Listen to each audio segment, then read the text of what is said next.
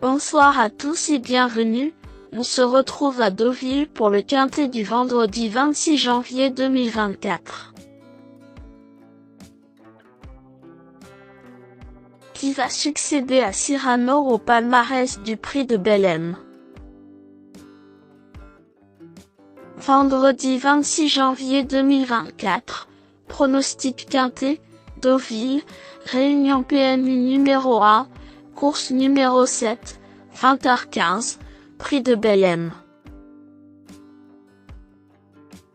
C'est en nocturne à 20h15 que les 16 chevaux de 4 ans et plus ont rendez-vous. Ils courent sur les 2500 mètres de la PSF. Le pronostic quintet du jour. Voici quelques conseils pour vos jeux. C'est très ouvert. J'ai sélectionné des chevaux de base à Belle-Côte aujourd'hui. Avec la base logique Peter de Hooch qui est au top en ce moment, mais aussi Flatten de Curve, mon coup de cœur car il vient de courir de première à ce niveau. Il faut peut-être tenter un gros coup de poker en prenant un tocard en base avec U-Rock, bien placé en bas du tableau. J'espère que vous allez vibrer à l'arrivée. Comparez en dernière minute les cotes les plus intéressantes parmi mes favoris. Et pour tenter de toucher ce tiercé qui s'annonce très spéculatif, tentons de mixer avec mes préférés d'autres grosses cotes avec Lofsongur et Bazok pour qui tous à se jouer haut. Parcours. Mes bases solides. 13. Peter de Hooch. Ce représentant du baron Édouard de Rothschild, entraîné par Stéphane Wattel, est présenté en grande forme ici. Alexis Pouchin est le jockey du fils d'Hecto. Vu son ultime sortie gagnante dans le prix du buste d'Eugène Cornuche, ce cheval de qualité me semble être une base fiable pour un jeu en champ réduit. Le bon favori? Si, Flatten the Curve. Ce cheval possède de nombreux atouts au départ.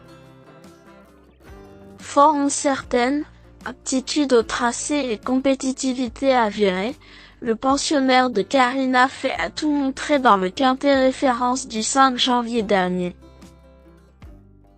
Comme il a tiré une position de départ enviable avec la corde A, il fait figure de cheval incontournable à l'analyse du papier.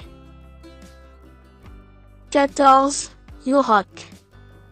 Après une belle série dans les quintets sur gazon en 2023, ce Hongro de 7 ans revient sur une piste qu'il apprécie aussi ce vendredi.